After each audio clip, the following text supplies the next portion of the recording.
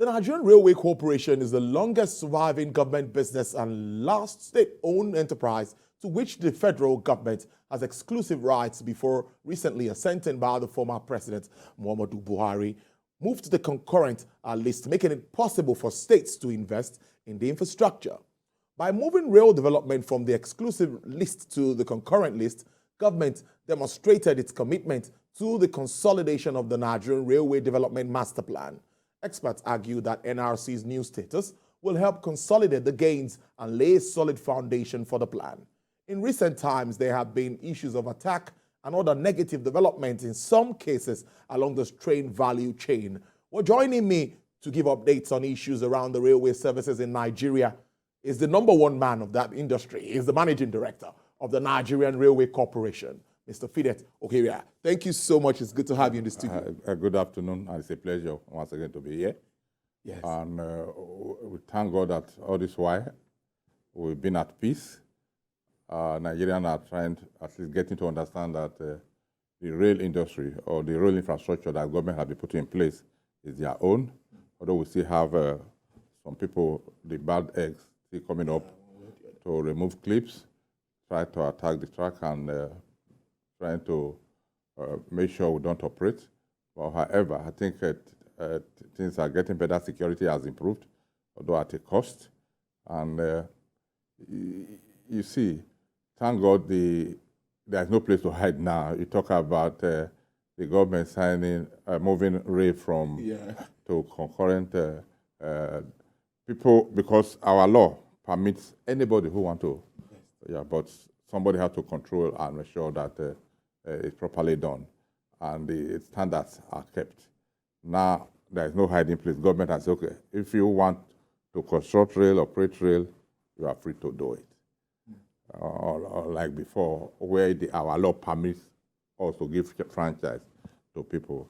On our own side, we have also developed what we call the rail track assets. You can bring your wagon, you can bring your locomotive, and fly on our track. That is the arrangement we have with Lagos State government on the red line. So that's why they are quite hopeful and hoping by the end of the year they have brought in some rolling stock to run from Agbado to Ido, standard gauge.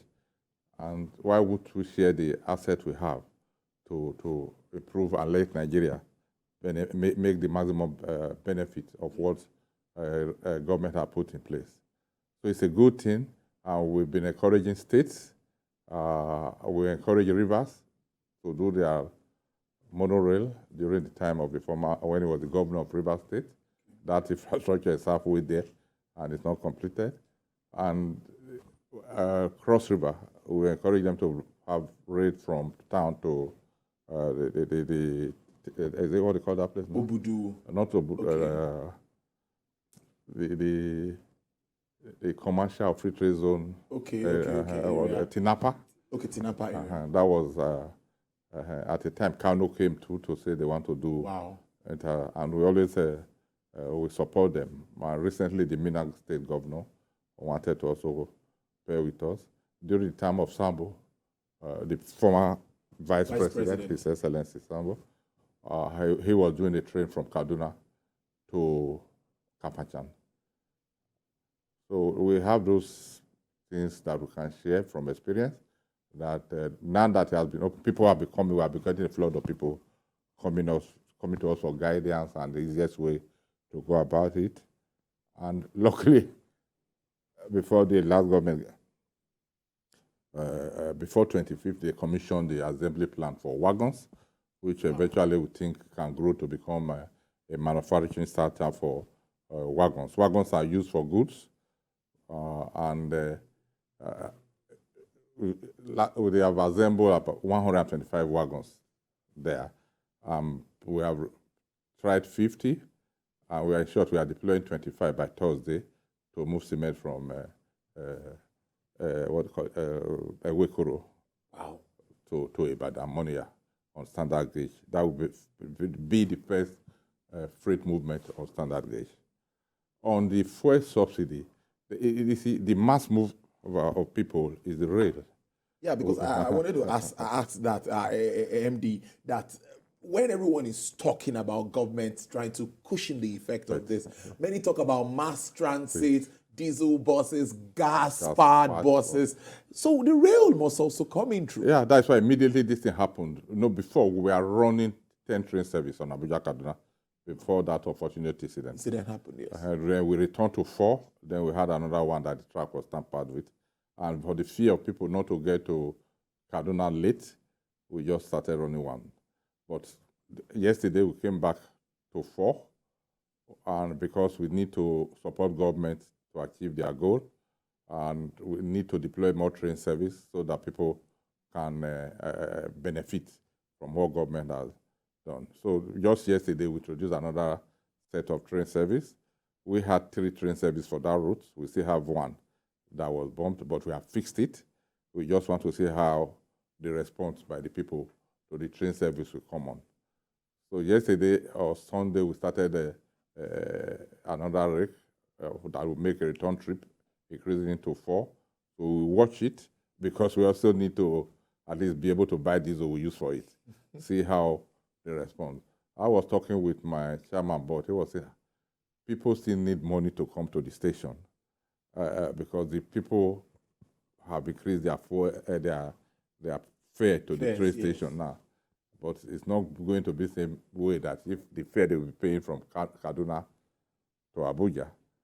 So we are looking at it operationally and commercially to see how we can impact on the people.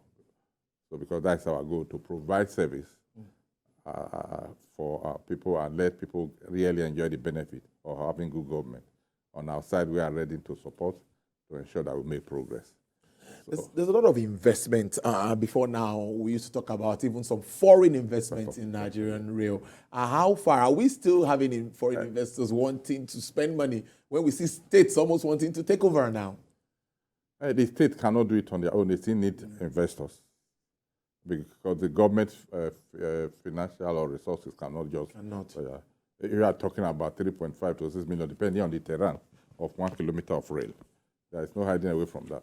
So the issue is that we still require investors who, like road now, you are developing road by tax holidays and all those. And you know that the difference between road and rail is that since it is a permanent way track, it's fixed. If I want to go to Ikorodu, depending on the way, or if I want to go to Abeokuta, I can decide to pass through Ota, or pass through the express. But on rail, if I'm going to Ibadan, it's a permanent way track.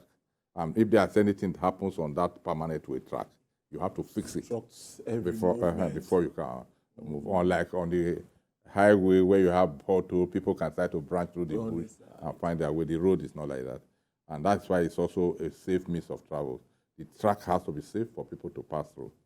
So that is the difference. That's why you have this limitation about rail. And once it's working, take example for China. My first time of going to China was around 1995. The rail was not working. But go to China now, you have the rail. The economic went up. The commerce went up. You cannot take a train from Beijing to Shanghai. 2.5 hours, 3 hours, depending on on your pocket and depending on how fast you want to meet your business. And a rail system is the one that can all stop us from taking off. If you have a meeting in Abuja, you take off from Lagos in the evening,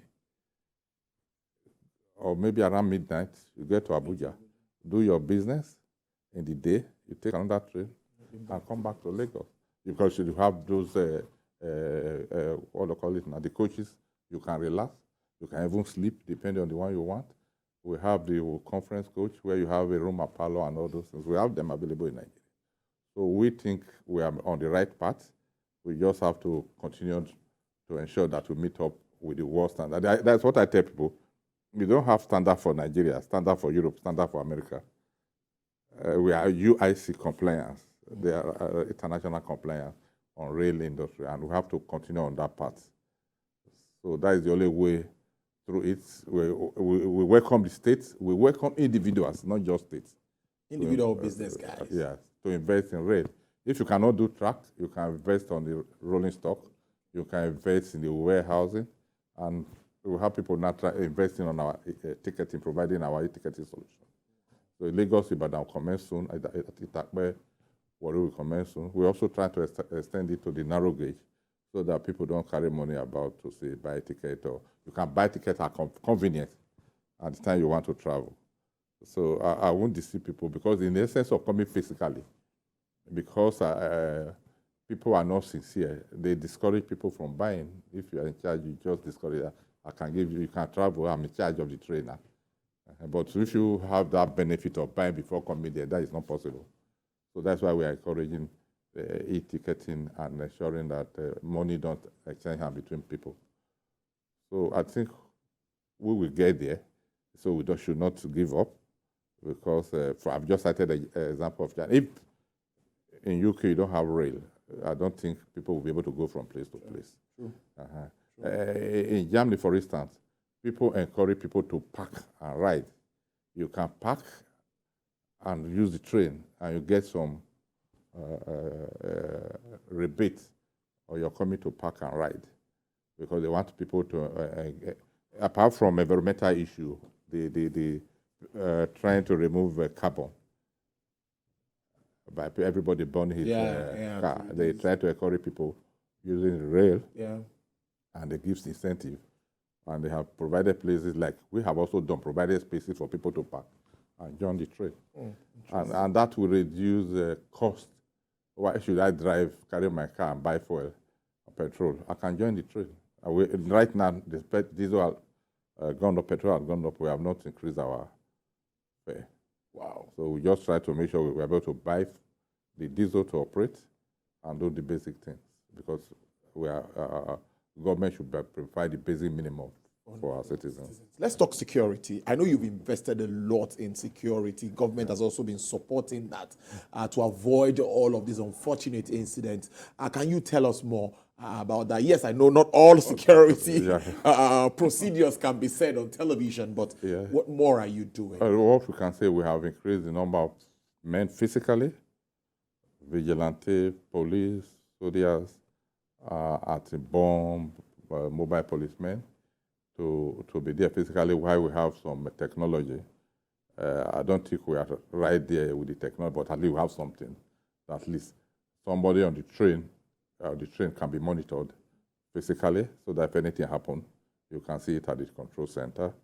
At the same time, you have communication is key to it.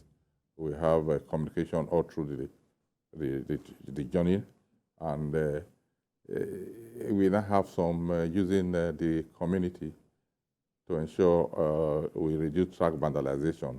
Although sometimes we can't all be, say, I don't want to use the word pure. You engage some people, they have other things to catch on or something. So I would say we appeal to them. It's our own. It's not the president's own. It's not the minister's own. It's not the governor. It's for our own benefit. It's not for the MD. So because if you continue to vandalize the track and we go back and start fixing them, it doesn't make, how does it? So we should, now that we have a new government, we should have an open mind, open this thing, and see and support and see how we can ensure that this infrastructure we are spending a lot of money on, it's not throwing it to dodge waste. So that is what I would say. And nothing like rail. If the rail is not fixed, we'll just be in one place matching time. So if we encourage production, how do you get the goods to the marketplace? How do you get the raw material to the factory? You can get it by road, but at what cost? So our wagons can move 1,200 tons, 1,200 bags at a time, and we are moving 25 of that. So if you get that to one location, definitely the price of cement will come down. And even the fuel product, we can also haul it. So if you take 20 wagons of cement at 44 liters at a go in Kano, They will not be talking about scarcity. And it's cheaper because you are moving in bulk. You are not using petrol to move. We are using diesel to move. And instead of having that one train, you will have at maximum at least 4 people at a time driving that on that. Although we have people at the station, but you will not be looking for 24 drivers that will say I have bad tire. The other one will say I have exhaust problem. I have so it's always a peace of mind. So I think we should encourage government to continue with what they are doing, and they should not draw us back. Finally, well, a lot of money spent, revenue, and I hope that one way or the other will not affect output or your projections. What's your message to Nigerians, and what should we expect as the output of from NRC? I'm an engineer. At least I did a little bit of economics at commerce. Okay. So commerce is not addition and subtraction. It's a multiplier effect. No matter how TVC works, it's perfect. And the other aspect of commerce is not working. The economy will still be zero, because you have to multiply that zero with your input. No matter how MPA is working or air is working and rail is not working, the commerce of a nation will not still be balanced. So it's a multiplier effect. And what I tell people, the interest in Naira and Kobo physically is too much in our brain and in our thinking. It is the impact That matters. that matters. What is the impact of a functional rail to the economy, to the commerce? You see, I tell people, these days, universities have started making bakery. They have bakery. They have pure water business, which is not in order to make money. And forget their goal. So not until we go back to where the crazy for the physical Naira and Kobo, how much you earn, whereas even up to the extent that you say ministry, how much do you earn? Ministry that to provide policy, you now turn to revenue center. We have revenue centers. Those people, you have the custom, you have a port, you have this thing, and you also have those who will provide service. Let us concentrate on what we know how to do best instead of the craze for the money, physical cash. Because if the rail is working well and you are providing the service you are supposed to provide, if we go to the port and move 100 wagons out of the port, the road will be protected from wear and tear. The person who is going for business in Apapa will not face that traffic logjam. If so, you cannot quantify those things in Naira. So we should look at it that way, and that is the only way the country economy and commerce can be better for it, not the immediate Naira or Kobo. That is the way I look at it. And so for Nigerians, they should take advantage of this and own it, like we used to say. Yeah. It's a good way to leave it, Mr. Fide Tohiria. Thank you so much. It's always nice having you in the studio. He is the managing director of the Nigerian Railway Corporation there, giving us insights into activities and, of course, projections from that very sector as we look at subsidy removal and cushioning the effect of movement of Nigerians across the board. Thank you so much again. It's a pleasure to be with you. Thank you. All right.